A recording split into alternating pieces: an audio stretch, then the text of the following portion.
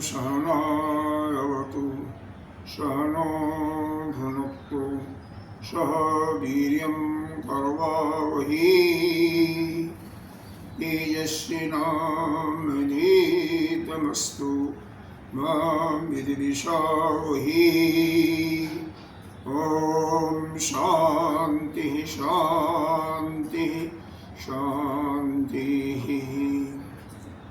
शंकरं शंकराचार्यं केशवं बादरायणं सूत्रभाष्यकृतौ वन्दे भगवन्तौ पुनः पुनः। ईश्वरो गुरुरात्मेति मूर्तिभेदविभागिनि व्योमवद्व्याप्तदेहाय दक्षिणामूर्तये नमः। अखण्डमण्डलाकारं व्याप्तं येन चराचरं तत्पदं दर्शितं येन तस्मै श्रीगुरुवे नमः। अज्ञानतिमिरान्धस्य ज्ञानाञ्जनशलाकया चक्षुरुन्मीलितं येन तस्मै श्रीगुरुवे नमः। गुरुर्ब्रह्मा गुरुर्विष्णु गुरुर्देवो महेश्वरः गुरुः साक्षात् परं ब्रह्म तस्मै श्रीगुरुवे नमः। त्वमेव माता च पिता त्वमेव त्वमेव बन्धुः च सखा त्वमेव वेद्या द्रविणं त्वमेव सर्वं मम देवदेव। गजाननं भूतगणाधिसेवितम् अभेदजम्बो फलचारुभक्षम् वासुदं शोकविनाशकारिकं नमामि विघ्नेश्वरपादपं। अनंत श्री विभूषित 1008 श्री पंचायती महानिर्वाणी अखाड़ा के वरिष्ठ श्रोती वरिष्ठ महामंडलेश्वर श्री सद्गुरु भगवान के चरणों में कोटि कोटि नमन बंदन। यहाँ के अधिष्ठाता देव ब्रह्मचारी चैतन्य श्री के अंतःकरण में विराजमान आत्मस्वरूप परमात्मा को नमन करते हैं।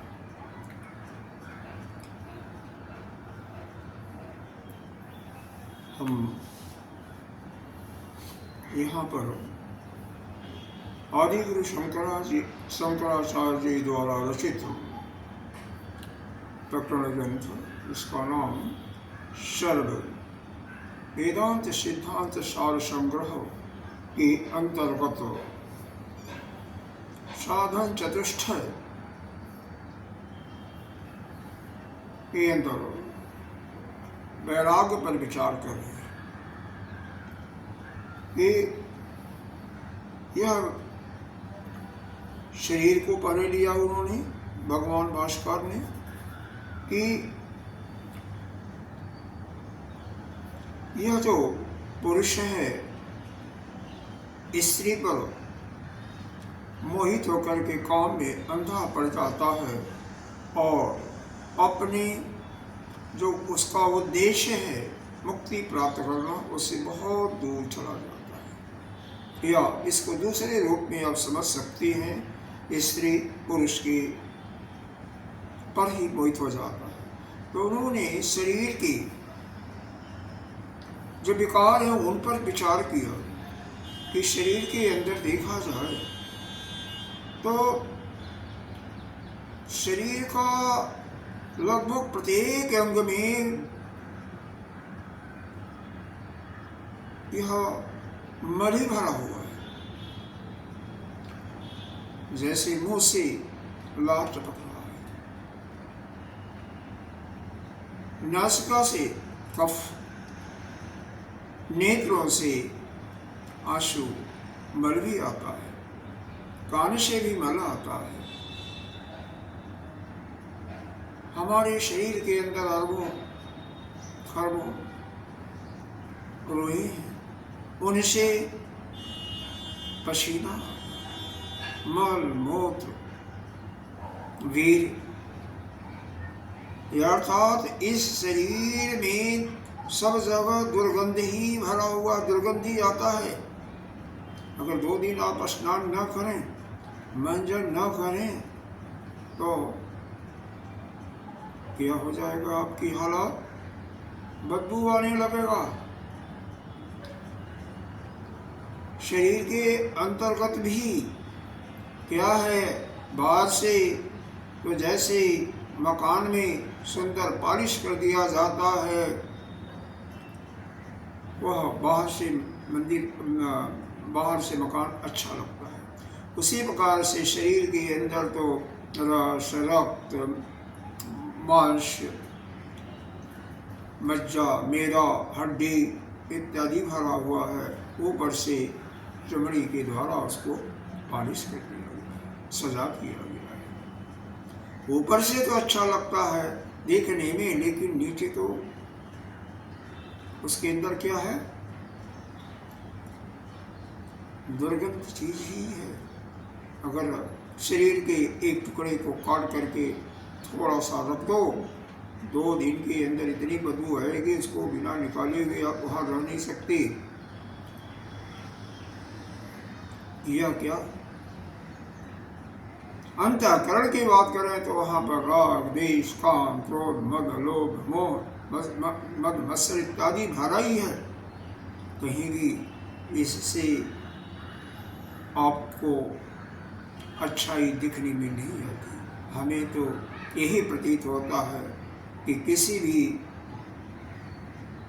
प्रकार से इस शरीर से प्रेम करने योग्य नहीं है।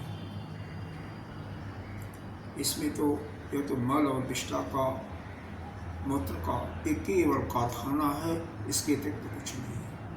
इसीलिए जो विचारणीय पुरुष हैं वो कभी भी इस शरीर से, चमड़े से आसक्ति नहीं रखते।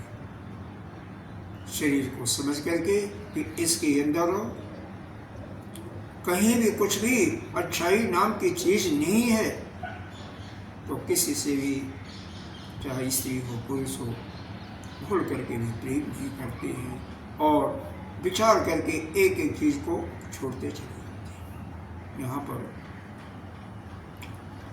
योग दर्शन की एक आता है कि कोई भी हमारे अंदर, किसी के अंदर अगर आप गुण को देख रहे हैं तो वहाँ पर उसका प्रतिपक्ष भाव ना लगे, उसके विरोध की चीज़ें देखिए। अगर गुण है तो उसके अंदर दोष भी होगा। दोष है किसी को, जैसे कोई बदमाश है तो उसके अंदर कोई गुण होगा। तो प्रतिपक्ष भावना ला करके देखते हुए अपने अंदर जो राग आया या द्वेष आया उसको दूर कर दे। जैसे मान लीजिए किसी से बहुत प्रेम है तो उसके अंदर जो द्वेष है उसको देखो ना, शरीर के अंदर ये जो विकार बताए गए इनको देखो, और क्या कमियां हैं उन पर विचार करो, और विचार के माध्यम से ही उससे आप वो आसक्ति आपकी छोड़ जाएगी। अगर किसी से आप द्वेष कर रहे हैं तो यह देखो कि उसके अंदर कोई गुण भी तो होगा, तो उस गुण पर उसके विचार करेंगे तो वह जो आपकी अंदर द्वेष की प्रवृत्ति आई है उससे भी आप मुक्त हो जाएंगे। आगे भगवान भास्कर यहाँ पर एक दृष्टांत दिया पतंगे का। क्या, दूरातवेक्ष्य अग्निशिखां पतंगो रम्यत्यबुद्ध्या विनिपात्य नश्यति यथा तथा नष्टदृगेव सूक्ष्मं कथं निरीक्षेत विमुक्तिमार्गम्। कामेन कान्तां परिगृह्य तद्वत् जनो अपि अयं नश्यति नष्टबुद्धि।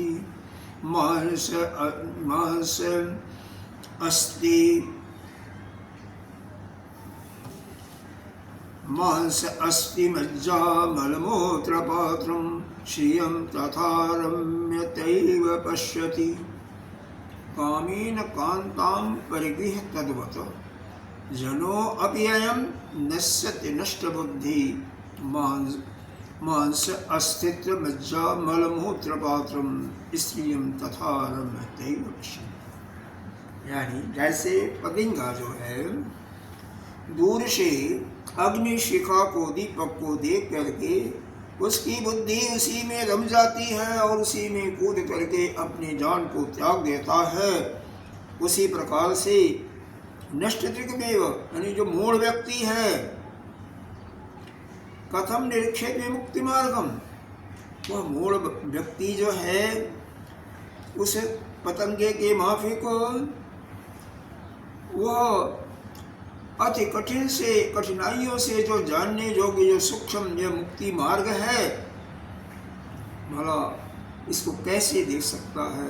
क्योंकि उसकी बुद्धि तो संसार की लोलुपता में है, जहाँ पर थोड़ी सी उसको, जहाँ से थोड़ा सा सुख मिलता हुआ मालूम होता है, वह समझता है कि सब कुछ यही है, लेकिन वहाँ पर तो सुख थोड़ा, दुख ही दुख है। उस चीज़ को वह समझ नहीं पाता। तो विचार करके ही, बिना विचार किए हुए वैराग्य की प्राप्ति नहीं हो सकती। आगे बताया कामना। कामना जो है, काम जो है, सबसे बाद में भगवान भाष्कर जी इसकी तुलना जमराज से देंगे, कर रहे हैं, आगे करेंगे अगले वाले श्लोक में। यानी काम का यहाँ पर वैसे तो अर्थ जितने भी भोग पदार्थ हैं उसमें आसक्ति वही कामना है, लेकिन यहाँ पर काम का अर्थ विशेष करके जो रति टेढ़ा है उससे लिया गया है।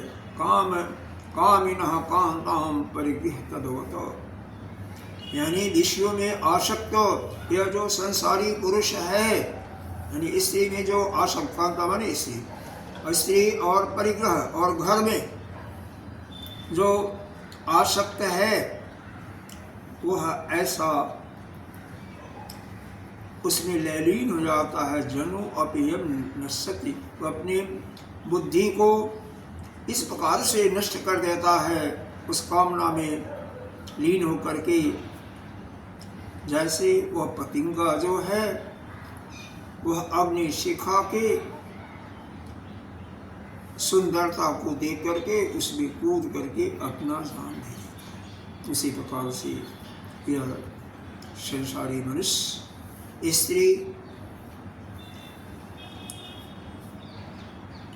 घर, पुत्र इत्यादि जो है, क्या स्त्री कैसा है? मांस, हड्डी, मज्जा, मल, मूत्र, स्त्री के अंदर तो यही है। ऊपर से सुंदरता दिखाई दे रही है तो चमड़े की, त्वचा की, उसी में रम जाता है और उस नारी रूपी सुंदरता को देख करके उसी को अपना सर्वस्व मान करके अपने जीवन को उसी में डुबो देता है। जैसे एक पतंगा अग्निशिखा की रमणीयता, उसकी सुंदरता को देख करके उसमें कूद करके अपनी जान गंवा देता है, उसी प्रकार से यह जो दुष्ट मनुष्य है, दुष्ट मनुष्य क्यों? उसकी बुद्धि नष्ट हो गई, यानी नश्यति नष्ट बुद्धि, उसकी बुद्धि जो है नष्ट हो गई है। इसलिए परिग्रह, परिग्रह माने यहाँ स्वीकार करके स्त्री को, कांता स्त्री को स्वीकार करके कामना के वशीत हो करके उसकी बुद्धि नष्ट हो गई है। जो वास्तविकता क्या है? वो हड्डी, मांस, मज्जा, मल, मूत्र का ही एक ढांचा सा है। उस स्त्री में इसके अतिरिक्त और कुछ नहीं है, और वह इसी को उसके चमड़े की सुंदरता को देख करके उस संसार सागर में वह कूद करके पतंगे की माँ भी, वो भी नष्ट हो जाता है। कहाँ जाना चाहिए? उसको मोक्ष प्राप्त करने के तरफ बढ़ना चाहिए, लेकिन उधर ना जा करके उल्टा वह स्वयं ही नष्ट हो जाता है। कामेन कांतां परिगृह्य तद्वत् जनो अपियं नश्यति नष्ट बुद्धि। कामेन कांता यानी व्यक्ति क्रीड़ा के वशीभूत होकर के वह स्त्री को ही जिस प्रकार ऐसे स्वीकार कर लेता है। क्यों स्वीकार करता है? कि वो सभी कुछ वही है, वही रमणीय है। क्यों? कि उसकी बुद्धि तो नष्ट हो चुकी है, और बुद्धि को उस सुंदरता में खो दिया है, उसकी बुद्धि वो मूढ़ हो गई है, जैसे वह पतंगा अग्नि शिखा की सुंदरता को देख करके उसी को सुंदर मान करके उसमें कूद जाता है और नष्ट हो जाता है। उसी प्रकार से यह काम युक्त पुरुष भी स्त्री के ही सौंदर्य को देख करके उसी समुद्र सागर में कूद करके अपना जो उद्देश्य है मुख्य प्राप्त करना, उससे बिल्कुल दूर चला जाता है, अर्थात वो अपने स्वरूप का बोध उसको कभी नहीं हो सकता। जबकि वास्तविकता क्या है, वह स्त्री भी क्या है अंदर, अरे वह तो रक्त मांस हड्डी मज्जा मल मूत्र ही है, उसके अलावा और कुछ नहीं है। लेकिन उसी में उसको रमणीयता दिखाई देती है, यह उसको दिखाई नहीं देता है। ये तो केवल विचार करने वाले साधक हैं, जो विचार करते हैं वही इसको देख करके और इस अपने कामना को त्याग सकते हैं। यह कामना, यह जमराज से इसकी संज्ञा दी गई। कामना,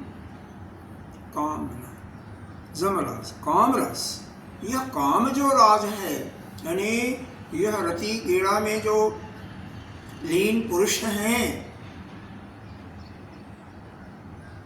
यह काम यानी कामदेव ही, और यह जमराज से कम नहीं है, दोनों में समानता दिखाई दी गई है। काम एषः काम एव यम साक्षात कांता वैतरणी नदी, और साक्षात जो स्त्री है, जैसे मृत्यु उपरांत जीव वैतरणी नदी में पार कर जाता है, उसमें कस जाता है, उसी प्रकार से यह स्त्री जो है वैतरणी नदी के रूप में है। विवेकिनाम मुमुक्षूणाम निलयन्तु यमालयः, लेकिन यह केवल जो ज्ञानी पुरुष है, विवेकी हैं और मुमुक्षूणाम, जिनके अंदर तीव्र मोक्ष की भावना है, इच्छा है, निलयंत जमालयः, वह उनको क्या है, यह निलय कहते हैं घर को, उनका घर ही जो है क्या है, वह जमराज का घर ऐसा प्रतीत होता है। मतलब यह है, यहाँ पर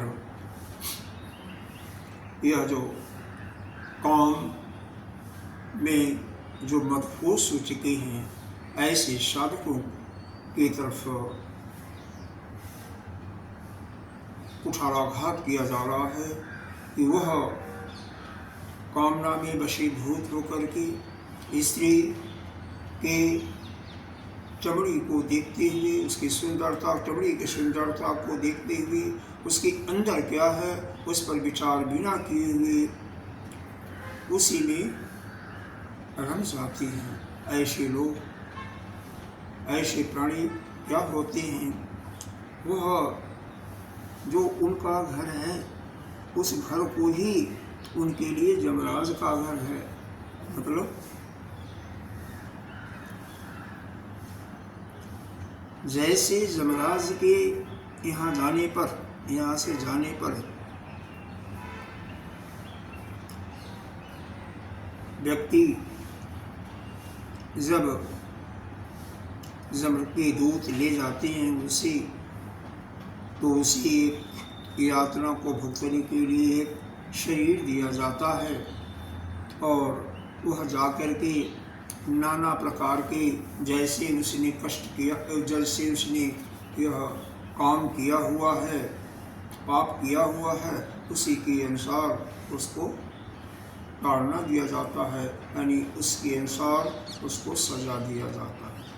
ठीक है, यदि पुण्य किया हुआ है तो उसको स्वर्ग मिलेगा, स्वर्ग का भी सुख मिलेगा, लेकिन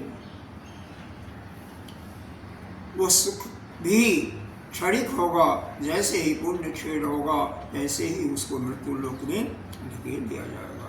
क्षीणे पुण्य मृत्युलोक बसंती, तो मृत्युलोक में ही उसको आना पड़ेगा। और इस प्रकार से केवल अपने जो उसने कर्म किए हैं इस जीवन में या पहले जीवन में, उनके कर्मों का भुगतान करने के लिए वह यमराज के पास जाता है। उसी प्रकार से वह यह समझिए कि जो उसका घर है वहाँ पर, क्योंकि यह कामराज जो है यमराज से कम नहीं है, यमराज से भी निंदनीय है। यानी यमराज तो कम से कम किसी का अहित नहीं चाहता है, उसके कल्याण के लिए ही बात करता है। जैसे कठोपनिषद में नचिकेता को यमराज जी ने स्वागत भी किया और उसको तो ज्ञान का, ब्रह्म विद्या का उपदेश भी देते हैं। तो यमराज वास्तव में किसी का अहित नहीं करते, वह तो प्रत्येक जीव का कल्याण ही करते हैं। वह तो केवल जो उसने कर्म किया है उसी का फल देते हैं, इसके अतिरिक्त और कुछ नहीं। लेकिन यह जो कामराज है, यानी काम के मद में जो चूर हुआ है, यह तो अपने संपूर्ण जीवन को खुद स्वयं देखते देखते नष्ट कर देता है, और जो इसका मूल उद्देश्य शरीर की प्राप्ति है वह तो कोसों दूर चला जाता है।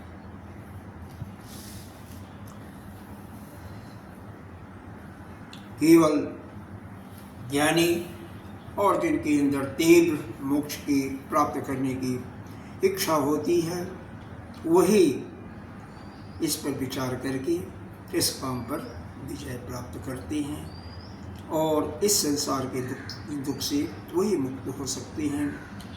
और उनके दृष्टि में यह जो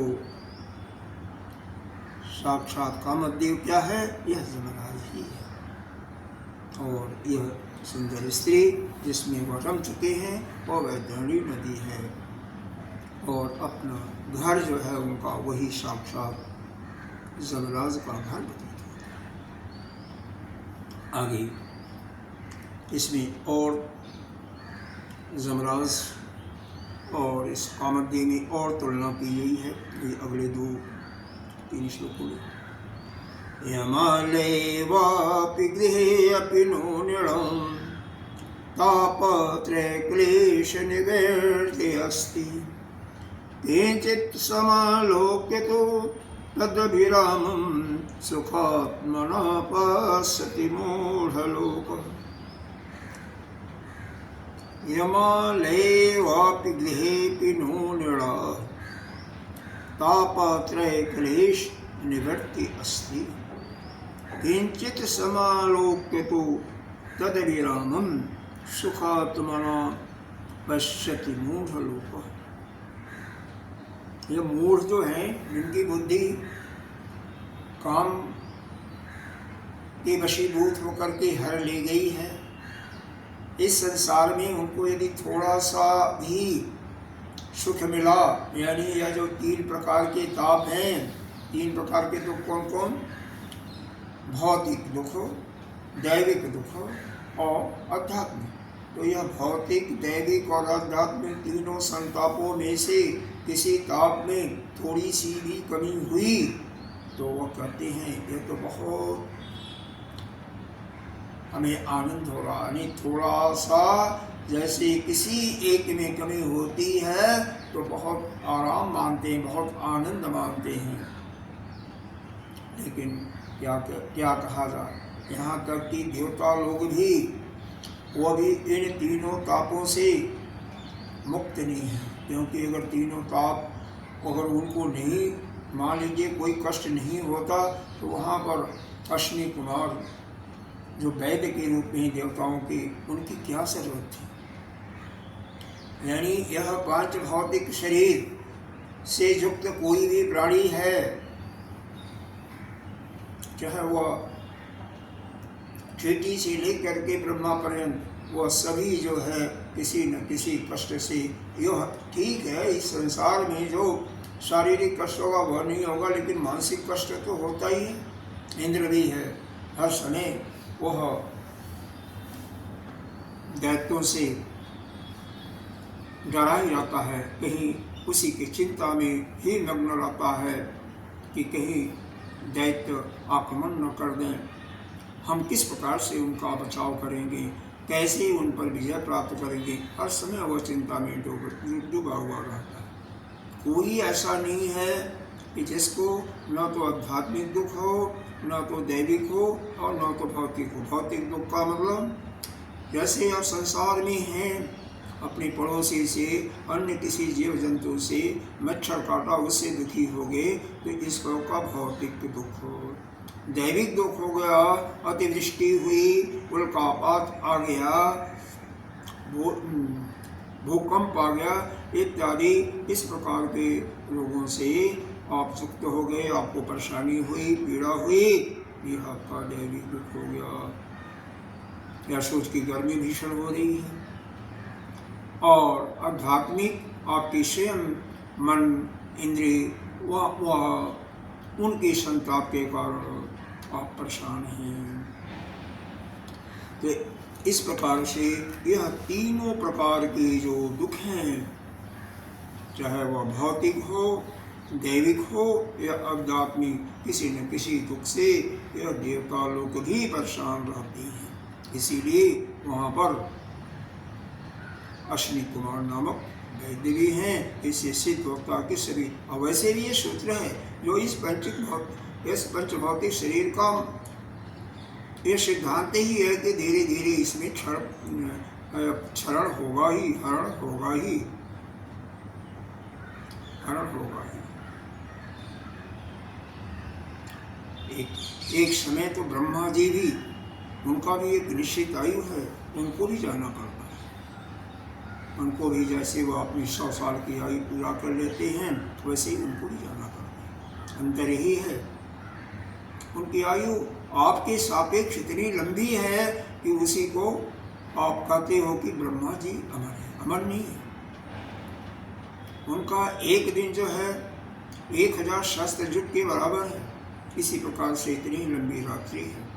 और ऐसे ही 360 दिन का एक वर्ष हो गया और 100 वर्ष की आयु है। तो जाना तो सभी को है।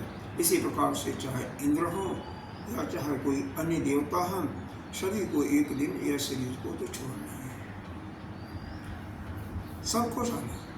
कोई यहाँ पर अमर होकर के नहीं है। एक ही सत्ता है जो कि सृष्टि के पहले भी थी, प्रलय के पहले भी थी, अभी भी है और फिर अंत में प्रलय के बाद भी रहेगी। वह सत्ता क्या है? वही ब्रह्म है। ईशावास्येदं सर्वं यत् किंचित् जगत्यां जगत्। जगत में, संसार में, इस जगत में लेश मात्र भी कोई चीज है तो सब क्या है? वही ब्रह्म है। उसके अतिरिक्त और कुछ नहीं है। तो इमाले वापि गृहेपि नो नृणाम्,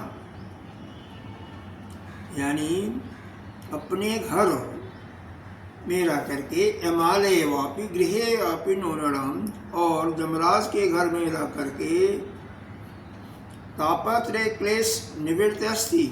यहाँ पर दोनों जगह या तीनों प्रकार के जो ताप हैं, इनसे छुटकारा किसी को नहीं मिल सकता है।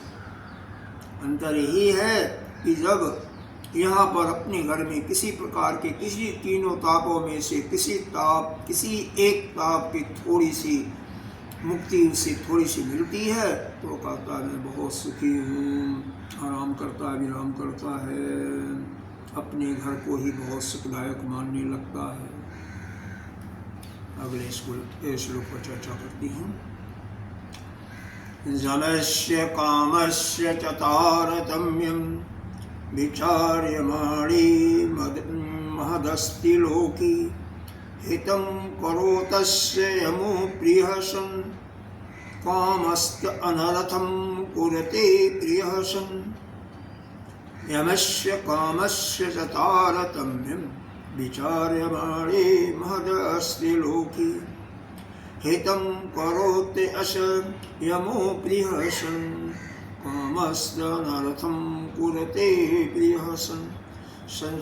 इस संसार में अगर हम विचार करते हैं, यानी लोग विचार कर रहे हैं, विचारशील लोग जो विचार करते हैं, तो यह निश्चय होता है कि जमराज और कामदेव इन दोनों में यद्यपि थोड़ा बहुत अंतर तो है, तारतम्य तो है। तारतम्य का मतलब न्यून अधिक है, किसी में ज़्यादा है, किसी में कम है, लेकिन हितम करोति अश्य जमराज फिर भी इस जीव का कल्याण ही करते हैं। वह तो जो उसको कष्ट मिलता है उसके किए हुए अपने ही कर्मों का। जमराज किसी को, किसी भी प्राणी को, किसी भी जीव को वो कष्ट नहीं देते हैं, वो तो हित ही चाहते हैं। और कामदेव जो है, यह जो काम है यानी कामदेव, यह क्या करता है, यह तो शुरू से देखने में तो बहुत सुंदर लगता है, वाणी से बहुत प्रिय लगता है, और बाद में उस जीव का तो अनर्थ ही करता है, अनर्थ करता है, अर्थात उसको अपने स्वरूप में स्थित होने के लिए सबसे बड़ी बाधा यह काम पीड़ा है। इसलिए जो विवेकशील पुरुष हैं और मोक्षार्थी, जिनके अंदर तीव्र मोक्ष की इच्छा जागृत हो चुकी है, वह इस पर, इसके एक एक पहलुओं पर विचार करके सभी चीज़ों को त्याग देते हैं और कभी भी इस मल, मूत्र, पसीना, निष्ठा, कफ इत्यादि भरे हुए शरीर से कभी भी प्रेम नहीं करते।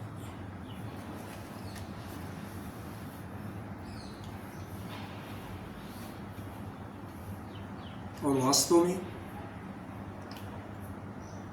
जमराज किसी प्राणी का कभी हित नहीं। चाहते तो नचिकेता को भगा भी सकते थे, लेकिन नहीं, वह नचिकेता को जो आदर सम्मान दिया, जो उसको ब्रह्म विद्या का उपदेश दिया, और उसके बहाने से वह ब्रह्म विद्या कठोपनिषद के रूप में हमें मिली। साथ ही उसको 3 वरदान दे करके भी उसका कल्याण किया। उसके पिताजी के अंदर जो नचिकेता से उसको यहाँ आने में जो दुख हुआ था, जो उनकी निद्रा भंग हो गई थी, उसको भी उन्होंने जैसे पहले थे वैसे ही बना दिया, यानी उनको ठीक रूप से निद्रा भी आने लगी, और अपने बेटे को उसी रूप से यह भी मांग लिया था कि जैसे पहले प्यार करते थे, जाने के बाद वह पहचानेगी और उसी प्रकार से प्रेम करेगी। यहाँ तक कि भौतिक सारा सुख भी प्राप्त कर ले। प्राण उपासना के लिए नचिकेता जो उपासना बताया, उसका नचिकेता अग्नि के रूप से भी उसका प्रसिद्धि हुई, बाकी ब्रह्म विद्या को उसको मिला।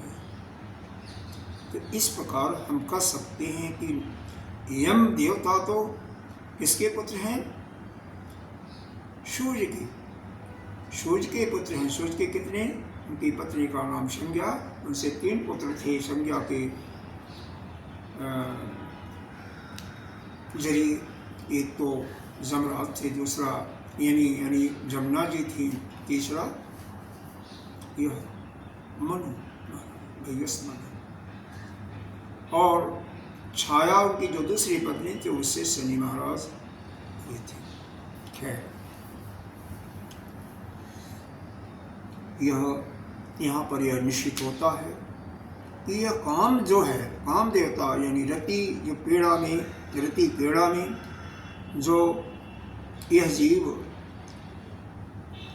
मद के में चूर हो जाता है, मद में इतना लिप्त हो जाता है कि उसको संसार में क्या अच्छा है क्या बुरा है दिखाई नहीं देता, और उसकी बुद्धि नष्ट हो जाती है। इससे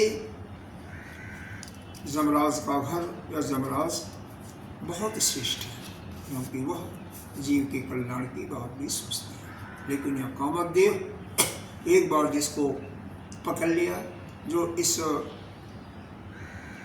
लत में पड़ गया, वो कभी भी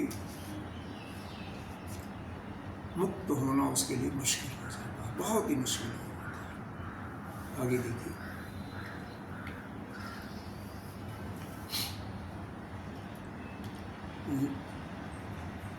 जमो वसतामेव करोति अनर्थः शतान्तु सौख्यं कुरते हितः सन् कामः सतामेव गतिं निरुध्न करोति अनर्थं हि शतां कथापि। जमो असतामेव करोति अनर्थः शतान्तु सौख्यं कुरते हितः सन्।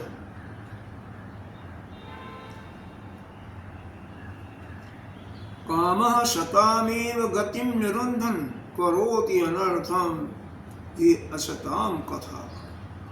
यह जम देवता जो हैं, जमराज जो हैं, जो सूर्य के पुत्र हैं, असत लोग जो हैं यानी दुष्ट लोगों का ही, पापियों का ही करोति अनर्थ, असतम एव केवल पापियों का ही अनर्थ करते हैं, उन्हीं का ही अमंगल करते हैं। शतांत सौख्यम कुरते हितासन, जबकि हमेशा जो सतपुरुष हैं उनके हित की ही बात करते रहते हैं, उनके हित के लिए ही कार्य करते हैं, उनकी सदगति को ही लेकर के शुभ कार्य करते हैं। लेकिन इससे विपरीत कामदेव की बात करें तो काम सतामेव गतिम निरोधन, तो वह तो साध पुरुषों को भी यह जो निरुद्ध कर देता है, रोक देता है। जो सदपुरुष जो हैं उनके लिए भी यह अपने स्वरूप में स्थित होने का, मोक्ष प्राप्त करने के लिए बहुत बड़ी बाधा है। करोति अनर्थम इस्लाम कथा का और क्या कहें, दुराचारियों के विषय में बात ही क्या करना है। यानी जो अच्छे पुरुष हैं, सद गति चाहने वाले, अच्छे रास्ते पर चलने वाले हैं, उनको भी अपने मार्ग से भटका देने वाला है। जो इस काम के वशीभूत हो जाता है, कोई भी हो, वो कभी भी अपने लक्ष्य को नहीं प्राप्त कर सकता है जब तक वह विचार करके अपने एक एक कमियों को वह उससे विरक्त नहीं होगा। दूसरे शब्दों में कहा जाए कि बिना वैराग्य की किसी की मुक्ति असंभव ही है। और वैराग्य के लिए हमारा विवेक भी जगा होना चाहिए, क्योंकि बिना विवेक के हम सत और असत का विचार ही नहीं कर सकते हैं। तो जब हम विचार नहीं कर पाएंगे तो किस प्रकार से हम अच्छे रास्ते का चयन करेंगे। इसीलिए साधन चतुष्टय में पहले नंबर पर आया गया विवेक। विवेक का यहाँ पर अर्थ क्या बताया गया कि विवेक सत्य और असत्य,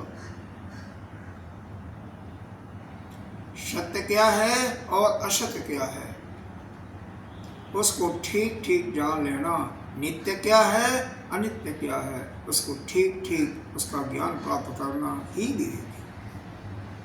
यह भी फिर बताया गया इस सृष्टि में केवल एक ब्रह्म ही नित्य है, वही सत्य है, और उसके अतिरिक्त जो कुछ भी दिखाई पड़ रहा है सब असत्य है या सब अनित्य है।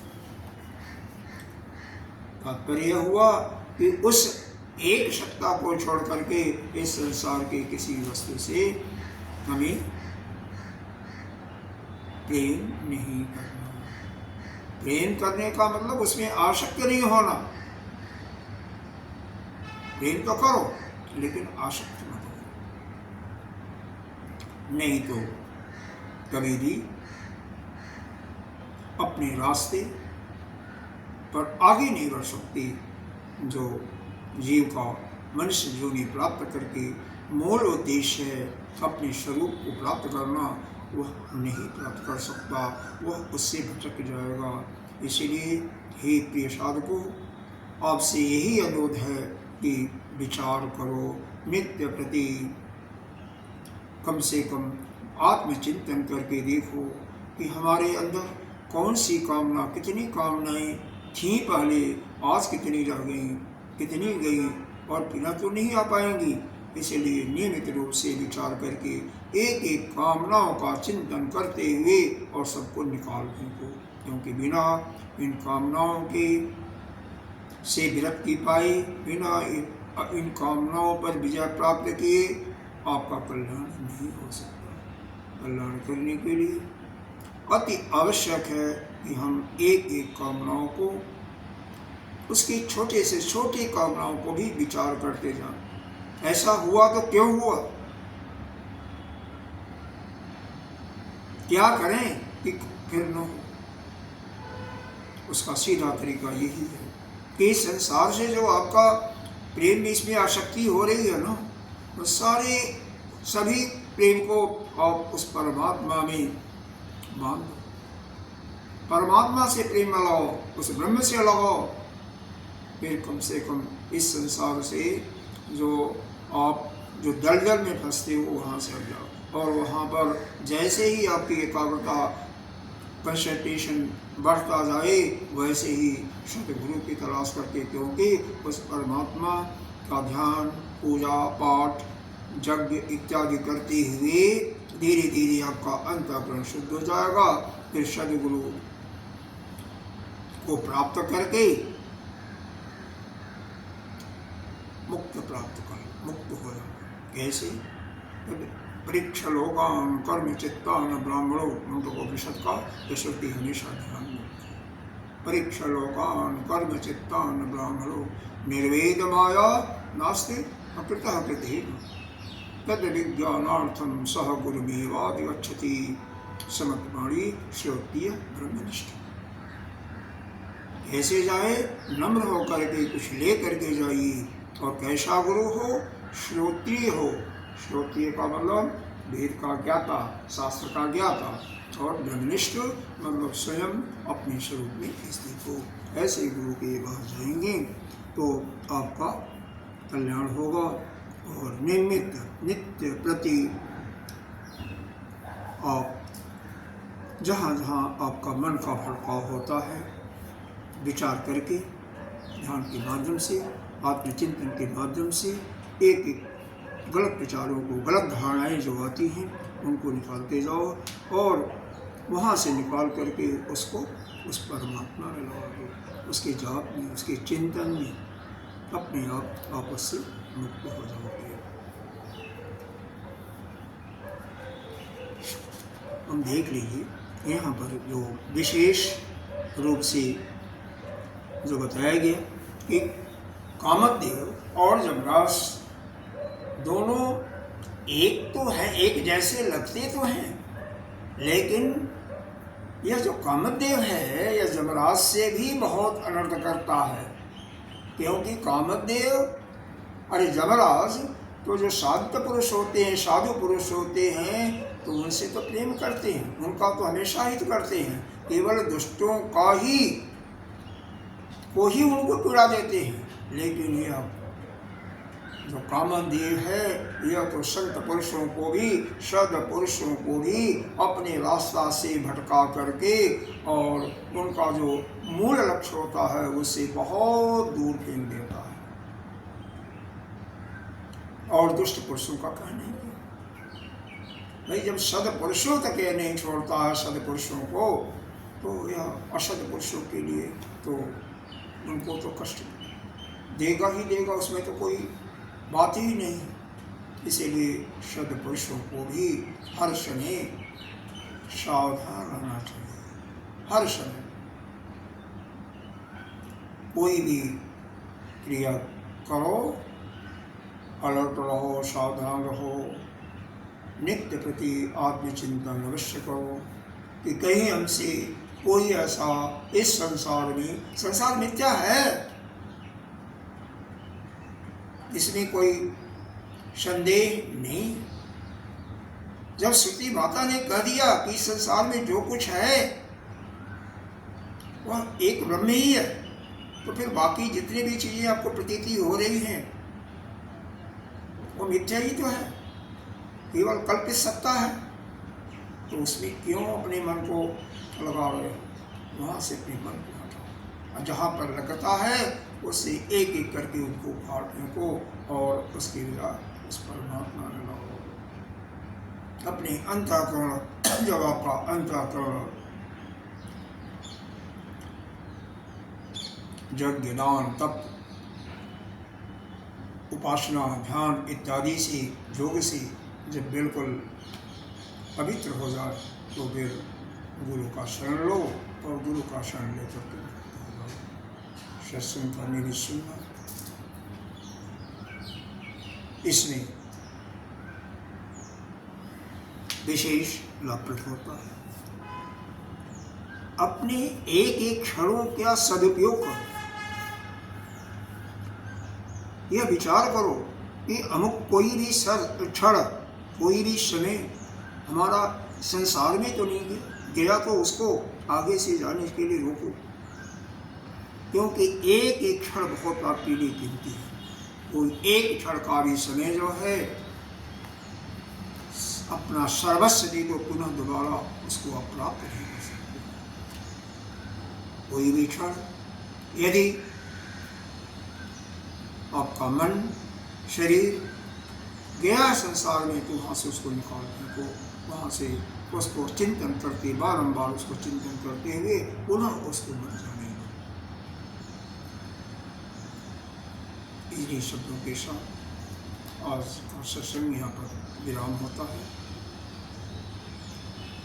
कल पुनः आगे हम 97वें श्लोक से आगे चलेंगे।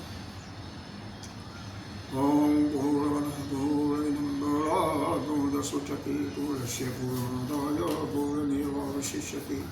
ओम शांति शांति शांति। हरि ओम श्री गुरुभ्यो नमः। हरि ओम।